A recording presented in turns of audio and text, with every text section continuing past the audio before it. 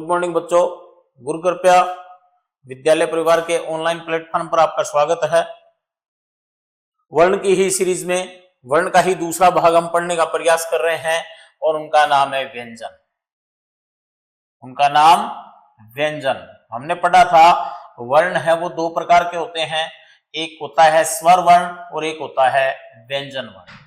एक होता है स्वर वर्ण और एक हमने व्यंजन वर्ण। तो देखें, स्वर वर्ण का मतलब होता है जहां प्राण वायु बाहर निकलती है, यदि बिना किसी रुकावट के बाहर निकलती है तो वो तो होती है स्वर वर्ण। यदि प्राण वायु, यदि फेफड़ों से निकली प्राण वायु, फेफड़ों से निकलने वाली प्राण वायु कुछ रुकावट के साथ,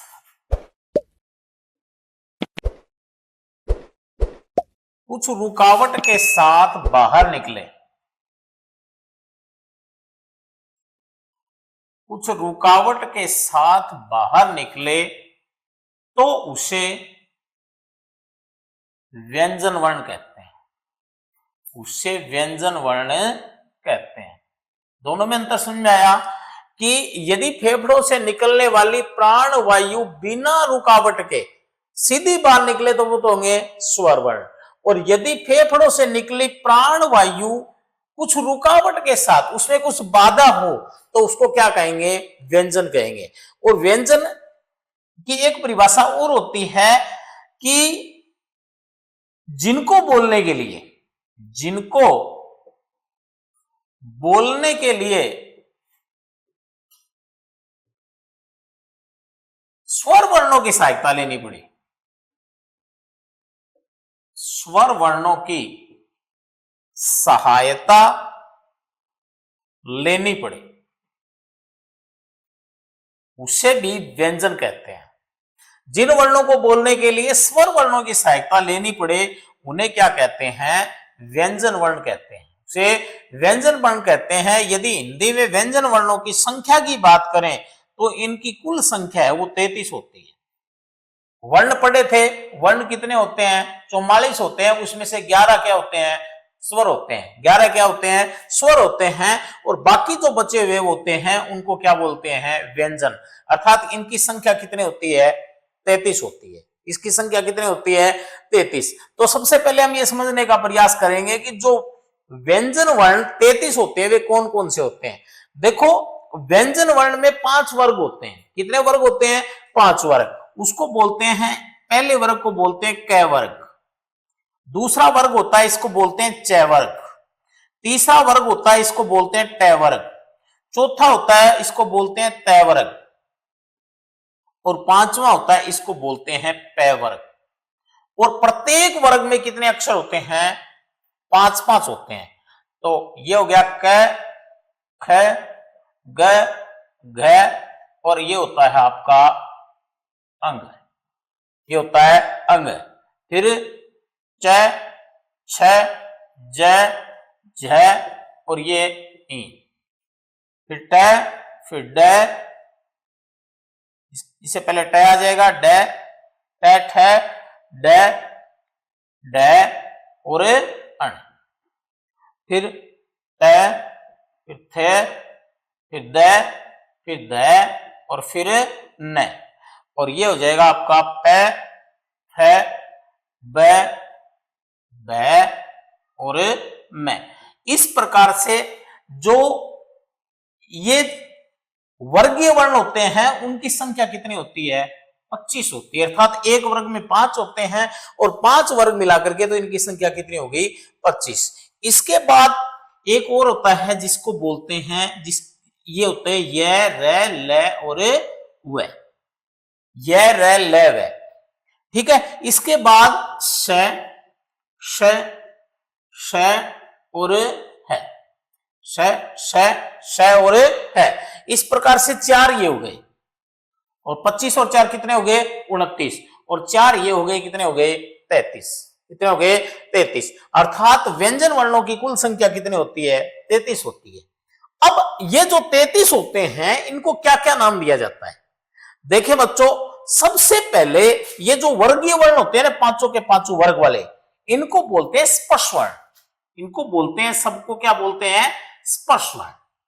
और ये जो ये रे लेवे वाले ये जो लाइन होती है इसको बोलते हैं अंतस्थ। अंतस्थ। और ये जो श और है वाली जो लाइन होते हैं इसको बोलते हैं ऊष्म व्यंजन। क्या बोलते हैं? ऊष्म व्यंजन। तो इस प्रकार से हमने इसको कितने भागों में बांट लिया? 3 भागों में। एक होते हैं स्पर्श वर्ण, एक होते हैं अंतस्थ व्यंजन और एक होते हैं ऊष्म व्यंजन। अब स्पर्श व्यंजन क्या होते हैं? फेफड़ों से निकली हुई प्राणवायु, फेफड़ों से निकलने वाली प्राणवायु यदि किसी मुखा अवयव से टकरा करके उसका स्पर्श करके बाहर निकलती है तो उसको बोलते हैं स्पर्श वर्ण। उसको क्या बोलते हैं? स्पर्श वर्ण। उसको क्या बोलते हैं? स्पर्श वर्ण। और अंतस्थ वर्ण का मतलब होता है ये मध्य के होते हैं, ये तो न तो पूरी तरह से स्पर्श स्वर होते और न ही व्यंजन होते, इसीलिए इनको बोलते हैं अंतस्थ व्यंजन। इसको क्या बोलते हैं? अंतस्थ व्यंजन। और यदि श है की बात करें तो जब प्राणवायु स्पर्श करके बाहर निकलेगी, स्पर्श निकल करके बाहर निकलने के बाद थोड़ी रुकावट होगी, रुकावट उत्पन्न होने के बाद जब बाहर निकलेगी तो कुछ गर्म होकर के बाहर निकलेगी, इसलिए इन वर्णों को बोलते हैं ऊष्म व्यंजन। क्या बोलते हैं इसको? ऊष्म व्यंजन। अब ये तो हमने विभाजन कर लिया 3 प्रकार से। अब एक और विभाजन करते हैं। तो एक होता है जो स्पर्शी व्यंजन होते हैं ना, स्पर्शी व्यंजन, इसको 3 भागों में बांटते हैं। एक होता है सपृष्ठ, एक होता है सपृष्ठ व्यंजन, एक होता है संघर्षी, एक क्या होता है? संघर्षी, और एक होता है स्पर्श संघर्षी। क्या बोलते हैं इसको? स्पर्श संघर्षी। क्या बोलते हैं? स्पर्श संघर्षी। स्पृष्ट वर्ण क्या होते हैं? जब प्राणवायु रुकावट के साथ बिना घर्षण के बाहर निकले, जब प्राणवायु बिना घर्षण के, बिना रुकावट तो होती है लेकिन घर्षण उत्पन्न न हो, उसको बोलते हैं स्पर्श वर्ण। क्या बोलते हैं उसको? सपृष्ठ व्यंजन। क्या बोलते हैं उसको? सपृष्ठ व्यंजन। अगर सपृष्ठ व्यंजन की बात करें तो जो वर्गीय व्यंजन होते हैं ना, उनके प्रथम चारों अक्षर जिसमें जय झ नहीं होते। यदि बात करें तो सपृष्ठ व्यंजन में क वर्ग के चारों, फिर ट वर्ग के चारों, फिर त वर्ग के चारों और फिर प वर्ग के चारों, इन सब 16 व्यंजन को क्या कहते हैं? स्पृष्ट व्यंजन कहते हैं। उसको क्या बोलते हैं? स्पृष्ट व्यंजन बोलते हैं। स्पृष्ट का मतलब फेफड़ों से निकली हुई प्राणवायु अवयव से टकरा करके सीधी बाहर निकले, उसको कहते हैं स्पृष्ट व्यंजन। उसको क्या बोलते हैं? स्पृष्ट व्यंजन। और एक होता है स्पर्शी व्यंजन, इसको क्या बोलते हैं? स्पर्शी व्यंजन। अब स्पर्शी व्यंजन का मतलब होता है जब प्राणवायु बाहर तो निकले लेकिन कुछ संघर्ष के साथ निकले, यदि उसको थोड़ा संघर्ष करना पड़े, जीभ का कहीं ना कहीं संघर्ष हो, उसको कहते हैं स्पर्शी व्यंजन। क्या कहते हैं उसको? स्पर्शी व्यंजन, संघर्षी व्यंजन। और संघर्षी व्यंजन कौन से होते हैं? श और है, ये सारे क्या होते हैं? संघर्षी व्यंजन होते हैं। इसको क्या बोलते हैं? संघर्षी व्यंजन कहते हैं। इसका दूसरा नाम यदि आपको बोले तो ये क्या होते हैं? ऊष्म व्यंजन भी होते हैं। ये क्या होते हैं? ऊष्म व्यंजन भी होते हैं। अगले स्पर्श संघर्षी क्या होता है? स्पर्श संघर्षी जब फेफड़ों से निकलने वाली प्राणवायु अगर सीधी बाहर निकले तो कुछ थोड़ी रुकावट हो और सीधी बाहर निकले, संघर्ष न हो तो वो तो क्या हो जाएंगे? स्पर्श। यदि संघर्ष हो तो क्या हो जाएंगे? संघर्षी। यदि स्पर्श भी हो और संघर्ष भी हो, यानी स्पर्श भी और संघर्ष भी हो, तो वे क्या कहलाते हैं? स्पर्श संघर्षी कहलाते हैं। वो क्या कहलाते हैं? स्पर्श संघर्षी कहलाते हैं। और उसमें 4 आपके वर्ण आते हैं, च छ ज झ, छ छ ज झ, इनकी कितनी संख्या होती है? 4 होती है। तो हमने इन वर्णों का थोड़ा और विभाजन करने की कोशिश की कि इनको जो क वर्ग, ट वर्ग, त वर्ग और प वर्ग के जो प्रथम चारों वर्ण होते हैं वो क्या होते हैं? स्पष्ट। वो क्या होते हैं? स्पष्ट। इसके बाद संघर्षी। संघर्षी क्या होते हैं? जो जो स होते हैं, ये क्या होते हैं? ये होते हैं संघर्षी। या क्या, ये क्या होते हैं? संघर्षी। और जो स्पृष्ट संघर्षी होते हैं, वो स्पृष्ट संघर्षी क्या होते हैं? तो स्पर्श भी करते हैं और संघर्ष करते हुए बाहर निकलते हैं, वो क्या कहलाते हैं? स्पर्श संघर्षी। और इसमें च छ ज झ, ये चारों अक्षर हम पढ़ने का प्रयास करें। हमने पढ़ा स्पृष्ट, क्या पढ़ा? स्पृष्ट। हमने क्या पढ़ा? संघर्षी। हमने क्या पढ़ा? स्पर्श संघर्षी। क्या पढ़ा? स्पर्श संघर्षी। अब हमने इसमें कितने पढ़े थे? क, ट, ट और प। ये इनके जो प्रथम चार होते हैं वो क्या कहलाते हैं? स्पृष्ट।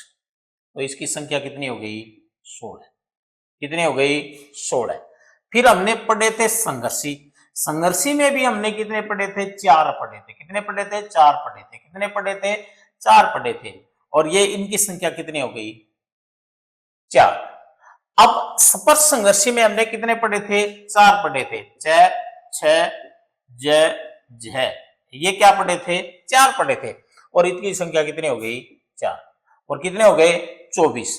अब अगला जो विभाजन होता है वो होता है नासिक्य। क्या होता है? नासिक्य। नासिक्य वर्ण क्या होते हैं? जब प्राण वायु नाक से बाहर निकले, जब प्राण वायु किससे निकले? नाक से बाहर निकले, वो क्या कहलाते हैं? नासिक्य व्यंजन कहलाते हैं। और इनकी संख्या आपको पता है, एक होता है अंग, एक होता है इय, एक होता है अण, एक होता है न, और एक होता है मैं। एक क्या होता है? मैं। इस प्रकार इनकी संख्या, नासिक्य व्यंजनों की संख्या कितनी होती है?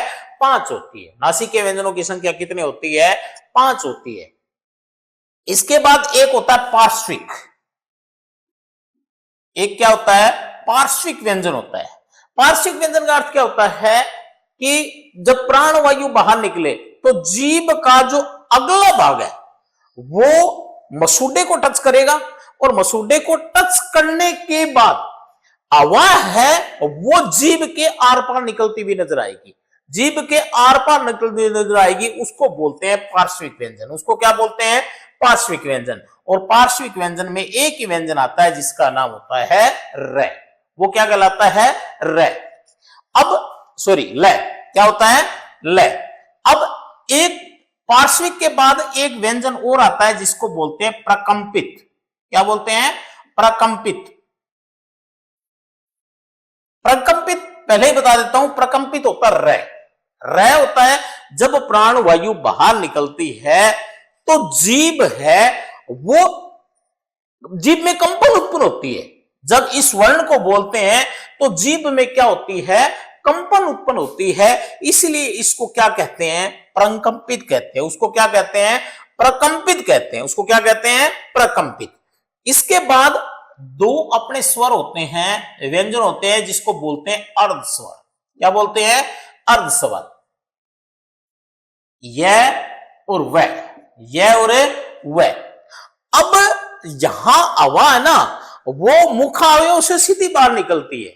सीधी सी बाहर ना, तो थोड़ा सा, बिल्कुल थोड़ा सा संघर्ष होता है, थोड़ा सा टच होता है, और सीधी की सीधी बाहर निकलती है। इसलिए इसको बोलते हैं अर्ध स्वर। क्या बोलते हैं इसको?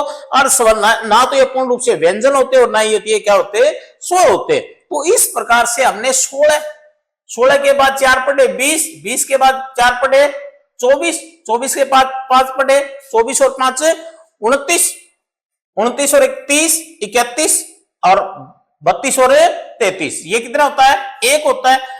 ये भी कितने होते हैं? 1 होता है। और ये कितने होते हैं? 2 होते हैं। तो इस प्रकार हमने 33 व्यंजन का एक बार और विभाजन करने की कोशिश की। स्पष्ट, संघर्षी, स्पर्श संघर्षी, नासिकीय, पार्श्विक, प्रकंपित और अर्धस्वर। इस प्रकार से व्यंजन वर्णों को हमने कितने भागों में बांट दिया?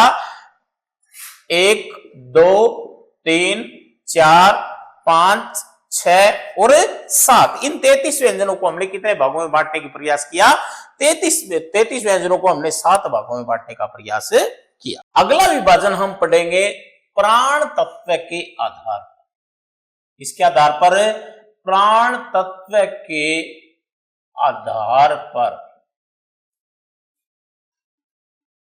व्यंजन का वर्गीकरण। प्राण तत्व के आधार पर व्यंजन का वर्गीकरण या व्यंजनों का वर्गीकरण। प्राण तत्व के आधार पर व्यंजनों के वर्गीकरण की बात करें तो 2 होते हैं। कितने होते हैं? 2 होते हैं। एक होता है अल्प प्राण। क्या होता है? अल्प प्राण। और एक होता है महाप्राण। एक होता है महाप्राण। एक होता है अल्प प्राण और एक होता है महाप्राण। अल्प प्राण का मतलब होता है जिन व्यंजन वर्णों को बोलने में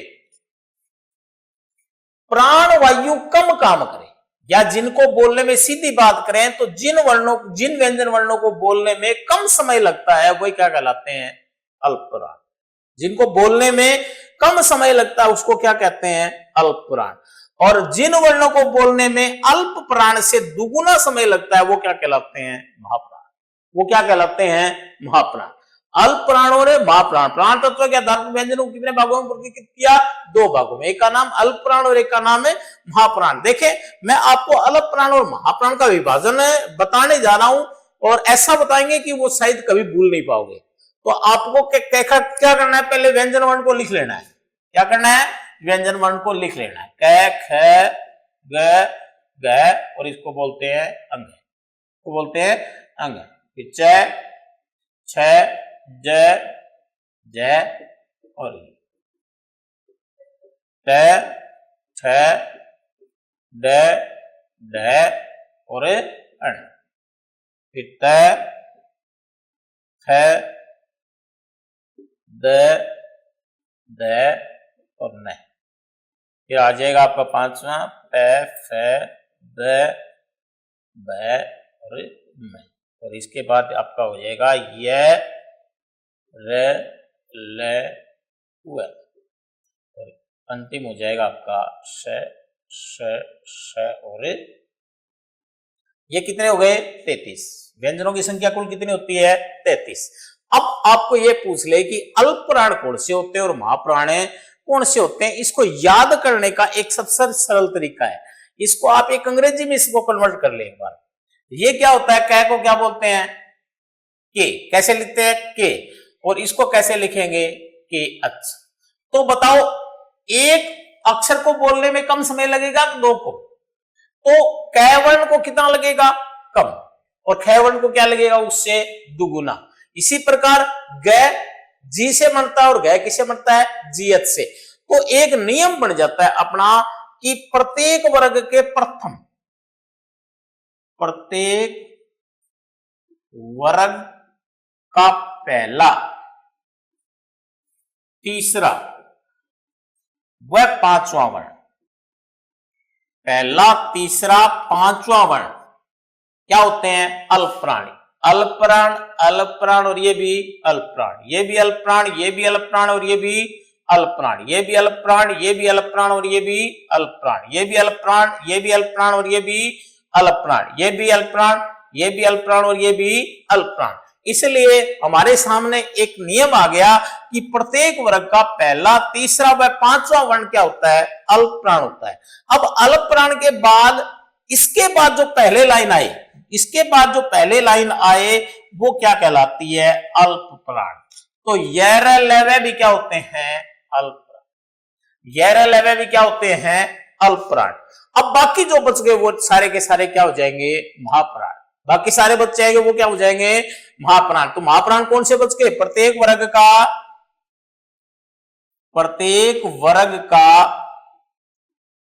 दूसरा, चौथा वर्ण और फिर श, श, श और है। प्रत्येक वर्ग का दूसरा और चौथा और श, ये क्या कहलाते हैं? महाप्राण। क्या कहलाते हैं? महाप्राण।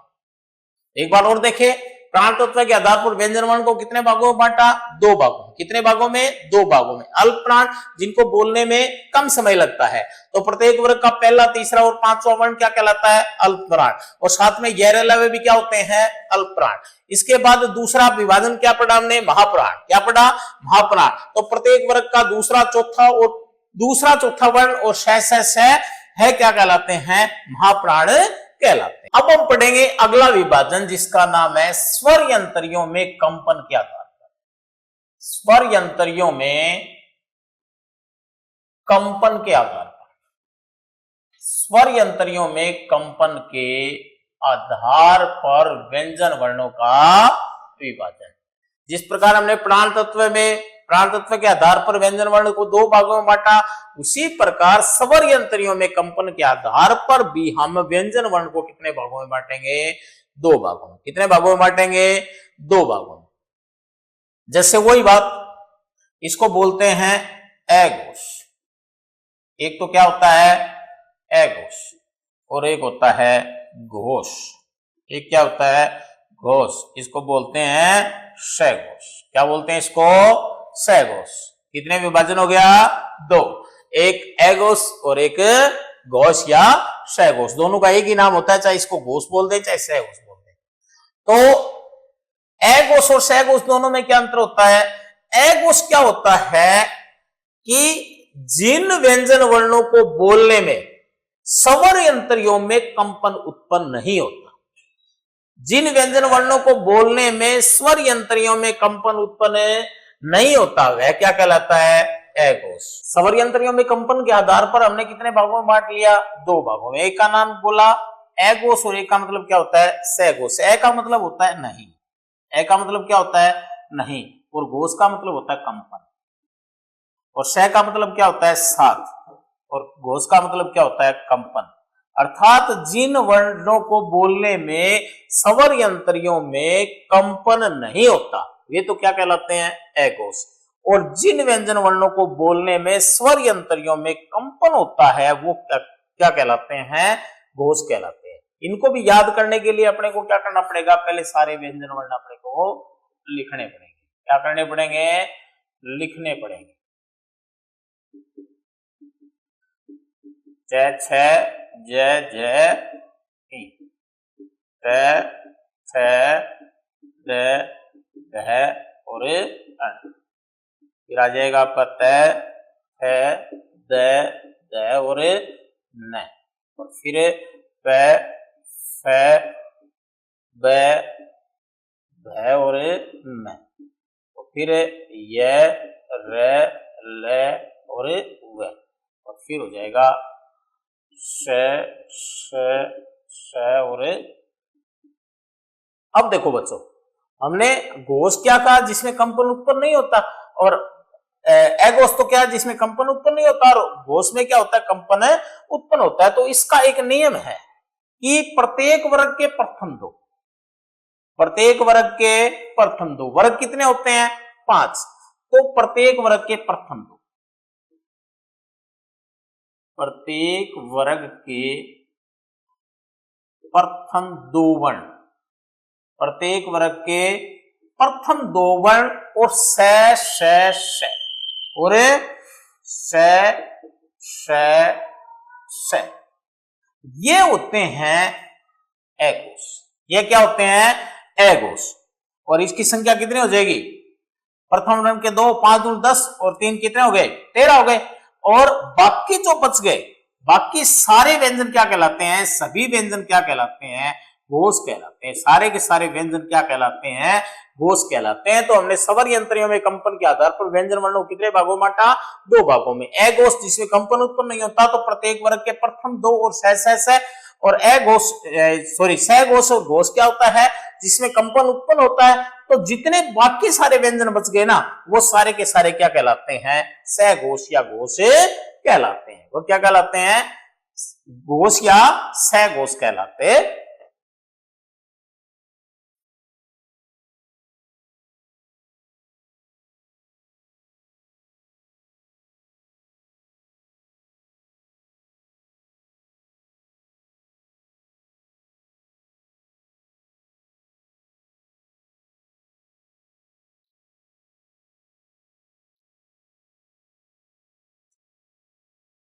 अब देखो, अब हम पढ़ेंगे उच्चारण स्थान के आधार पर। उच्चारण स्थान के आधार पर वर्गीकरण। उच्चारण स्थान के आधार पर वर्गीकरण। अब उच्चारण स्थान, हमारे मुख के अंदर कई प्रकार के उच्चारण स्थान होते हैं। जैसे कंठ होता है, इसके बाद तालु होता है, उसके बाद मूर्धा होता है, उसके बाद दंत होता है, इसके बाद ओष्ठ होता है। तो ये सारे के सारे क्या कहलाते हैं? उच्चारण स्थान कहलाते हैं। तो जब भी कोई वर्ण बोलते हैं, व्यंजन वर्ण बोलते हैं, तो प्राण वायु है वो किसी न किसी मुख अवयव को स्पर्श करके बाहर निकलती है। उसी के आधार पर हम किसका क्या करेंगे? इनका उच्चारण स्थान के आधार पर वर्गीकरण करने का प्रयास करेंगे। तो पहले, सबसे पहले देखें कौन कौन से उच्चारण स्थान होते हैं। एक होता है कंठ, एक होता है तालव्य, एक होता है मूर्धन्य, एक होता है दंत्य, एक होता है ओष्ठ, एक होता है कंठोष्ठ और एक होता है दंतोष्ठ। एक होता है दंतोष्ठ। इनके लिए संस्कृत में विशेष प्रकार के सूत्र होते हैं। यदि वो सूत्र आपको याद हो जाए तो इनको याद करना सरल होता है। यदि नहीं होते तो भी हम इसको साधारण रूप से पढ़ने का प्रयास करेंगे। अब कंठे वर्ण कौन होते हैं? जिन वर्णों को बोलने में प्राण वायु है वो कंठ को स्पर्श करके बाहर निकले, वो क्या कहलाते हैं? कंठे वर्ण। क्या कहलाते हैं? कंठे वर्ण। तो इसका जो सूत्र होता है वो होता है अकु है विसर्जन। अकु है विसर्जन।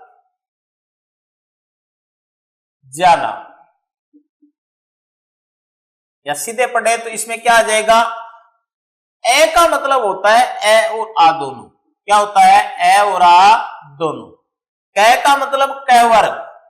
कै का मतलब कै वर्ग है, और है के बाद विसर्ग, और विसर्ग के बाद ये, विसर्ग के बाद ये किसमें शामिल किए जाते हैं? कंठे। किसमें शामिल किए जाते हैं? कंठे में। तालव्य क्या होता है? इच्युष्य नाम तालव्य। क्या होता है? इच्युष्य नाम तालव्य। तो इच्युष्य नाम का बात करें तो ई और ई दोनों, फिर चैवर्ग, फिर चैवर्ग। थोड़ा सा ध्यान दें, यहां यहां आ जाएगा, यह क्या आ जाएगा? इच्युष्य नाम। इच्युष्य नाम है तालव्य। तो ई चैवर्ग और श, ये सारे के सारे क्या होते हैं? तालव्य। सारे के सारे क्या होते हैं? तालव्य। मूर्धन्य में क्या होता है? ऋटुष्य नाम। तो इसमें री आ जाएगा। अगर संस्कृत की बात करें तो दोनों री आ जाएंगे। इसमें फिर आ जाएगा आपका टै वर्ग। टै वर्ग, टै के पांचों अक्षर, फिर ऋटुअर्ष्य नाम, र और श, ये सारे किसमें आते हैं? मूर्धन्य में। किसमें आते हैं? मूर्धन्य में। फिर दंत की बात करें तो दंत उपोष्ठ्य, सॉरी, क्या ये लरितु से नाम होते हैं। क्या होते हैं? लरितु से नाम। संस्कृत का एक वर्ण होता है लरी, लेकिन हिंदी में काम नहीं आता, तो इसमें तय वर्ग और ये से, इसमें आता है दंते में। ओष्ठ्य की बात करें तो उ और उ, उ और पूरा पै वर्ग, क्या गया? उपोष्ठ्य। अब कंठोष्ठ्य में बात करें तो ए दो तो कंठोष्ठ्य। तो ए और ऐ किसमें आते हैं? कंठोष्ठ्य में। किसमें आते हैं? कंठोष्ठ्य में। दंतोष्ठ्य की बात करें तो ओ दो तो कंठोष्ठ्य, ओ दो तो कंठोष्ठ्य। तो और ओ किसमें आते हैं? दंतोष्ठ्य में आते हैं। किसमें आते हैं? दंतोष्ठ्य में। ये कंठोष्ठ्य, ये दंतोष्ठ्य। अब एक होता वकारस्य, इसमें आता आपका व। क्या आता है? व। वकारस्य क्या आता है? व। एक होता वृत्स्य, इसमें आता आपका ल। इसमें आता है आपका ल। तो यदि आप उच्चारण स्थान की बात करें तो वहां स्वर और व्यंजन दोनों ही काम में ले जाते हैं। कंठे में कौन कौन से आएंगे? अक्वा विसर्जन नाम ए आ कै वर्ग है और विसर्ग। तालव्य में कौन कौन से आएंगे? ई पूरा चै वर्ग, य और श। फिर मूर्धन्य में कौन कौन से आएंगे, री, फिर पूरा ट वर्ग, र और से। फिर दंत में कौन से आएंगे, लरी तो संस्कृत में काम आता है, त वर्ग और से। फिर ओष्ठ्य में कौन कौन से आएंगे, उ और पूरा प वर्ग। कंठोष्ठ्य में कौन कौन से आएंगे, ए, ऐ। और दंतोष्ठ्य में कौन कौन से आएंगे, ओ और औ। फिर वकारस्य में कौन से आएंगे, व। और वर्त्स्य में कौन सा आएगा, ल। और नासिके की बात करें तो इनका उच्चारण स्थान दो होते हैं। नासिके एक तो इसका अलग अलग अपने उच्चारण स्थान के अनुसार होते हैं, और बाकी जो पांचों अक्षर होते हैं अंतिम वर्ग के, अंग, य, अण, न और म, इनको क्या बोलते हैं, नासिके वर्ण भी बोलते हैं। इनको क्या बोलते हैं, नासिके वर्ण बोलते हैं। तो इस प्रकार उच्चारण स्थान के आधार पर भी हमने इनका क्या किया है, वर्गीकरण किया है। अब आप ये पूछेंगे कि सर व्यंजन आपने 33 बता दिए, लेकिन इसके बाद ये भी होते हैं अक्षय, प्र, ज्ञ, ये तीनों क्या होते हैं, ये होते हैं संयुक्त व्यंजन। क्या होते हैं, संयुक्त व्यंजन। क्या कहलाते हैं ये, संयुक्त व्यंजन। देखो अक्षय का जो मेल है वो किससे बनेगा, क और स से। क और स, और यदि ऐट आए तो ये आधा हो जाएगा, क और स से क्या बन जाएगा, अक्षय। फिर त्र, त और र के मेल से, त और र के मेल से क्या बन जाएगा, त्र बन जाएगा। और ज्ञ की बात करें तो ज, और इ के मेल से क्या बन जाएगा, आपका ज्ञ बन जाएगा। क्या बन जाएगा, ज्ञ। इसके बाद एक श्रय और लिखते हैं, क्या लिखते हैं, श्रय। तो इसका मेल होता है श और र प्लस ए, और ये हो गया आपका श्रय। इसको बोलते हैं संयुक्त व्यंजन। इसको क्या बोलते हैं, संयुक्त व्यंजन। तो संयुक्त व्यंजन में शामिल, इनको व्यंजन में शामिल नहीं किया जाता, लेकिन ये संयुक्त वर्ण भी कह सकते हैं, इसको संयुक्त व्यंजन भी कह सकते हैं, लेकिन इनको मूल वर्णों में शामिल नहीं किया जाता। इधर भी स्वर में दो और होते हैं, जिसको ऐसे लिखते हैं और इसको ऐसे लिखते हैं, तो इनको भी मूल वर्णों में शामिल नहीं किया जाता। तो इसका नाम होता है अनुस्वार। क्या नाम होता है, अनुस्वार। क्या होता है, अनुस्वार। अनुस्वार का मतलब सिर्फ मुख से बाहर निकले, हवा किससे बाहर निकले, सिर्फ मुख से बाहर निकले। और ये होता है विसर्ग, और एक होता है ये, इसको बोलते हैं अनुनासिक। अनुनासिक इसका मतलब होता है जब इनको बोलते हैं तो प्राण वायु मुख और नाक दोनों से बाहर निकलती है, तो ये क्या कहलाते हैं, अनुनासिक कहलाते हैं। धन्यवाद।